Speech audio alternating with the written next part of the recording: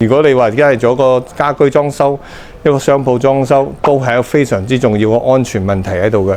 即係因為你安全做得唔好呢，其實就代表對員工唔好、對客戶唔好，或者對自己都唔好嘅嘢嚟嘅。安全同保險我哋要分開喎，有保險唔係保障到安全嘅，同唔同意啊？係發生咗件事之後，我哋安全戰咗去彌補呢件事喎。其實大家都唔想㗎，有保險係可以幫到你渡過揾錢搞得掂呢件事嘅咋，補償唔到你心理上嘅缺失同埋遺憾㗎。我哋嘅關鍵字呢都係出現咗一個僥倖心㗎，佢覺得係僥倖，出邊係好恐怖嘅黑工情況。佢送到落嚟屋企門口未入屋呢，佢都冇犯法。揸車可以送貨去到你屋企嘅，因為咧佢個商務簽證係絕對可以咁做嘅。